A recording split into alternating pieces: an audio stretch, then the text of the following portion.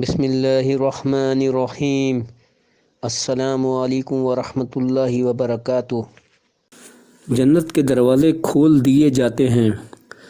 حضرت ابو ہریرہ رضی اللہ تعالیٰ عنہ سے روایت ہے کہ رسول اللہ صلی اللہ علیہ وسلم نے ارشاد فرمایا، جب رمضان آتا ہے تو جنت کے دروازے کھول دیے جاتے ہیں۔ رمضان مسلمانوں کا۔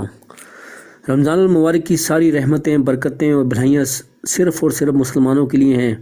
باقی جس کو جو کچھ ملتا ہے مسلمانوں کی برکت سے ملتا ہے۔ مسلمانوں سے مراد اللہ تعالیٰ کے وہ خوش نصیب بندے جنہوں نے دین اسلام کو دل و جان سے قبول کیا ہے اور وہ کلمہ لا الہ الا اللہ محمد رسول اللہ پر مکمل یقین رکھتے ہیں۔ دنیا میں جتنی بھی اچھی اور برکت والی چیزیں ہیں وہ انہی ایمان والوں کے لیے ہیں۔ قرآن پاک ان کا ہے، کعبہ شریف ان کا ہے، روضہ رسول صلی اللہ علیہ وسلم ان کا ہے، مسجد نبوی شریف ان کی ہے، مسجد اقصیٰ ان کی ہے، رسول اللہ صلی اللہ علیہ وسلم کی مبارک شریعت اور سنت ان کی ہے، نماز ان کی ہے، زکوٰۃ ان کی ہے، حج ان کا ہے، جہاد ان کا ہے۔ یعنی ان عظیم الشان نعمتوں سے صرف مسلمان ہی فائدہ اٹھا سکتے ہیں۔ خلاصہ یہ کہ مسلمانوں کے مزے ہی مزے ہیں، ہر پاک اور افضل چیز ان کی ہے۔ اب رمضان المبارک میں روزانہ جو بے شمار رحمتیں برس رہی ہیں وہ سب ان کی ہیں۔ پھر عید بھی ان کی ہوگی، مر جائیں گے تو جنت تک کھلی اور بڑی قبر ان کی ہوگی، اور پھر آخرت میں جنت بھی ان کی ہوگی۔ سبحان اللہ و بحمدہ سبحان اللہ العظیم۔ اللہ تعالیٰ محرومی سے بچائے، کافر بیچارے تو محروم رہ گئے۔ ایک جھونپڑی میں بیٹھا مسلمان رمضان کی رحمتوں میں غوطے کھا رہا ہے، جبکہ وائٹ ہاؤس میں بیٹھے کافر رمضان المبارک کی ہر رحمت اور ہر نعمت سے محروم ہیں۔ پیارا عقیدہ۔ شکر الحمدللہ، ہم نے رمضان المبارک اس حال میں پایا کہ ہم اللہ تعالیٰ کو وحدہ لا شریک لہ مانتے ہیں۔ الحمدللہ الحمدللہ۔ اور ہم حضرت محمد صلی اللہ علیہ وسلم کو اللہ تعالیٰ کا آخری رسول مانتے ہیں۔ الحمدللہ الحمدللہ۔ ہم تمام انبیاء پر ایمان رکھتے ہیں۔ ہم اللہ تعالیٰ کی نازل فرمودہ تمام کتابوں پر ایمان رکھتے ہیں۔ ہم اللہ تعالیٰ کے تمام فرشتوں پر ایمان رکھتے ہیں۔ ہم تقدیر پر ایمان رکھتے ہیں کہ ہر تقدیر اللہ تعالیٰ کی طرف سے ہوتی ہے، خیر ہو یا شر۔ اور ہم آخرت کے دن پر ایمان رکھتے ہیں کہ آخرت کا دن برحق ہے، اور ہم مرنے کے بعد دوبارہ اٹھائے جانے پر ایمان رکھتے ہیں۔ الحمدللہ الحمدللہ۔ ہمارا ایمان ہے کہ حضرت محمد صلی اللہ علیہ وسلم کی تشریف آوری کے بعد اب صرف ان کا لایا ہوا دین برحق ہے، اور تمام انسانیت کی کامیابی اسی دین میں ہے۔ الحمدللہ۔ ہم قرآن پاک پر اول تا آخر ایمان رکھتے ہیں اور اسے اللہ تعالیٰ کا کلام مانتے ہیں۔ الحمدللہ الحمدللہ۔ ہم پر مالک کا کتنا بڑا احسان ہے کہ ہم نے رمضان المبارک کو اس حال میں پایا کہ ہم رسول اللہ صلی اللہ علیہ وسلم کی امت کے افراد ہیں۔ ہمارا عقیدہ ہے کہ یہ امت سب سے افضل اور سب سے بہترین امت ہے۔ ہم الحمدللہ اسلام کے تمام فرائض کو دل سے مانتے ہیں، نماز ہو یا روزہ، زکوٰۃ ہو یا حج اور جہاد۔ ہم اللہ تعالیٰ کے ہر فریضے کو مانتے ہیں اور دین کے ہر حکم کو اسی طرح تسلیم کرتے ہیں جس طرح رسول اللہ صلی اللہ علیہ وسلم نے ہم تک پہنچایا۔ الحمدللہ۔ ہمارے دل میں دین کے کسی حکم سے دوری، نفرت یا وحشت نہیں ہے۔ الحمدللہ۔ ہمارے دل میں تمام صحابہ کرام رضی اللہ عنہم کا مکمل احترام ہے۔ حضرت سیدنا علی المرتضیٰ رضی اللہ عنہ یا حضرت سیدنا امیر معاویہ رضی اللہ عنہ، اہل بیت کرام رضی اللہ عنہم ہوں یا انصار و مہاجرین رضی اللہ عنہم، ہمارے دل میں کسی سے کوئی کھوٹ نہیں۔ ہم حضرات صحابہ کرام رضی اللہ عنہم کو ہر طرح کی تنقید سے بالاتر اور کامیاب ترین جماعت اور کائنات کی کامیاب ترین جماعت تسلیم کرتے ہیں۔ الحمدللہ۔ ہمارے دل میں حضرات تابعین کا پورا احترام ہے، اور ہم دین اسلام کی خدمت گار ائمہ، فقہا، محدثین، مجاہدین اور صوفیاء سے محبت رکھتے ہیں۔ حضرت امام ابو حنیفہ رحمۃ اللہ علیہ ہوں یا حضرت امام مالک رحمۃ اللہ علیہ، حضرت امام شافعی رحمہ اللہ ہوں یا حضرت امام احمد بن حنبل رحمہ اللہ، ہم ان سب سے محبت رکھتے ہیں۔ حضرت امام بخاری رحمہ اللہ ہوں یا حضرت امام طحاوی رحمہ اللہ، ہم ان سب کو احترام کی نگاہ سے دیکھتے ہیں۔ ہمارے دل میں ان میں سے کسی سے بھی کوئی بغض یا عداوت نہیں۔ یہ ہم پر اللہ تعالیٰ کا بہت بڑا احسان ہے اور بہت بڑا فضل۔ اہل سنت والجماعت کے اس مبارک اور پیارے عقیدے پر جس مسلمان نے بھی رمضان المبارک کو پایا اسے بہت مبارک، بہت مبارک۔ سرخ یاقوت کا گھر۔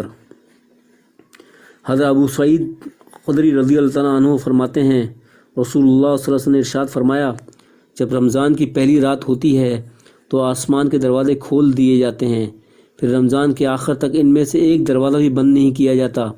اور جو مومن بندہ رمضان کی رات میں نماز پڑھتا ہے تو اللہ تعالیٰ اس کے لیے ہر سجدے کے بدلے میں 1500 نیکیاں لکھ دیتے ہیں، اور اس کے لیے جنت میں سرخ یاقوت کا ایک ایسا گھر بنا دیتے ہیں جس کے 60,000 دروازے ہوتے ہیں۔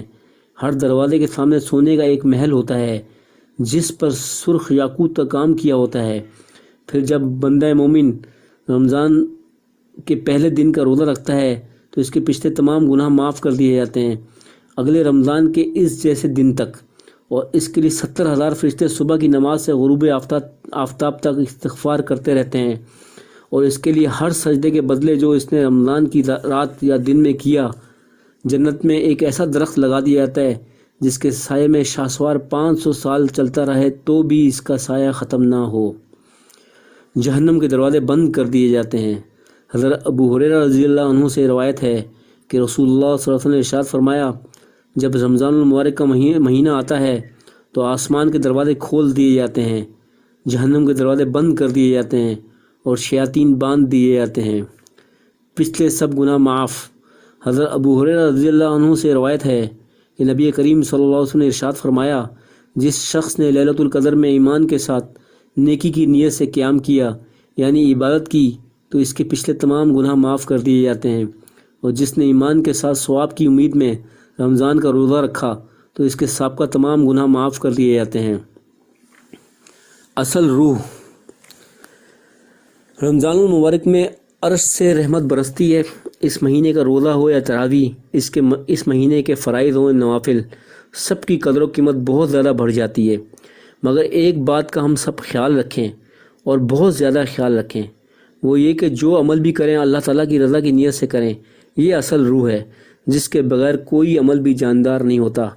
اللہ تعالیٰ نے ہم پر احسان فرمایا کہ ہمیں ایمان کی دولت عطا فرمائی، اور اللہ تعالیٰ نے ہم پر فضل فرمایا کہ ہمیں رمضان المبارک نصیب فرمایا۔ تو جب سب کچھ اللہ تعالیٰ ہی عطا فرماتے ہیں تو پھر ہم اس کے علاوہ کا خیال دل میں کیوں لائیں؟ یہاں بھی جو کچھ ملے گا اللہ تعالیٰ سے ملے گا، اور آخرت میں بھی جو کچھ ملے گا اللہ تعالیٰ سے ملے گا۔